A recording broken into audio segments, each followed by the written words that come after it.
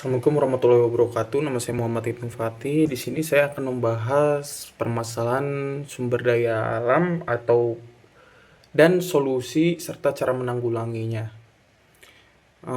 Jadi saya ini ingin membahas tentang Sungai Ciliwung ya.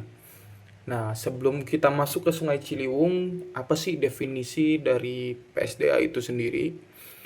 Kalau menurut saya PSDA itu sebenarnya kayak upaya pelestarian, pemanfaatan, dan upaya-upaya agar kebutuhan air itu di lingkungan, di industri, di pertanian, dan di masyarakat tuh terpenuhi secara berkelanjutan.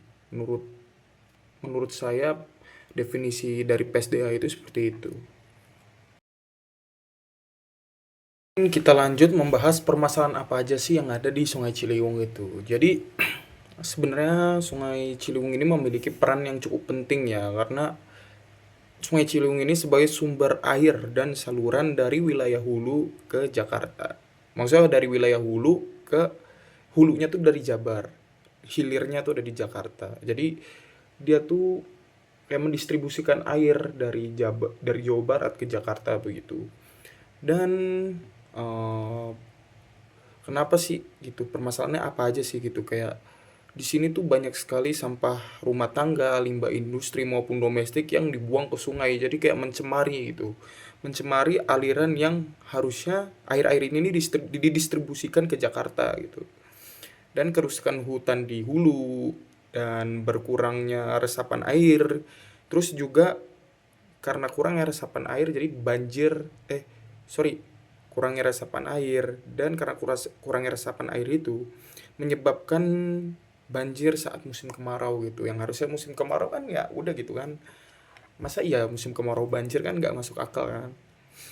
Dan mungkin ada beberapa dampak ya ke masyarakat, mungkin ke masyarakat maupun ke lingkungan sekitar maupun ekosistem, seperti kesehatan masyarakat yang menggunakan air-air tersebut, terus kerusakan ekosistem sungai, habis itu juga menurunnya kualitas lingkungan.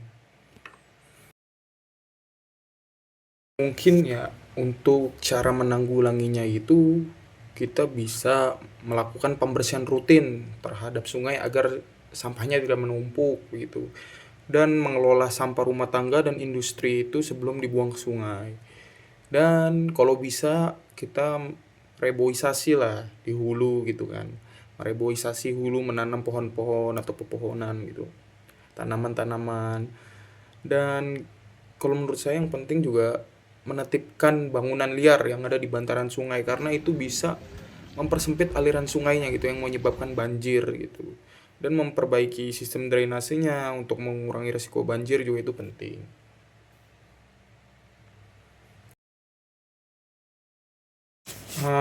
Dan di sini mungkin solusi yang bisa saya kasih ya, yaitu mungkin untuk pertama kita bisa meningkatkan kesadaran masyarakat dengan cara mengedukasi tentang menjaga sungai, pentingnya menjaga sungai dan tidak membuang sampah sembarangan gitu.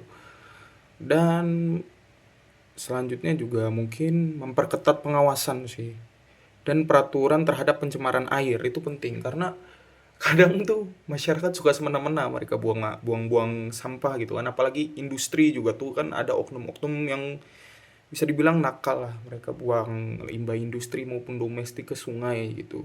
Jadi menurut saya harus ada peraturan yang dibuat untuk mengawasi dan memperketat aturan agar mereka nih nggak semena-mena nih oknum-oknum ini, dan menambah ruang terbuka untuk resapan air gitu.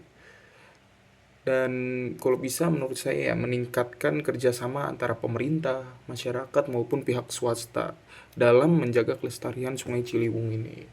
Karena apa ya?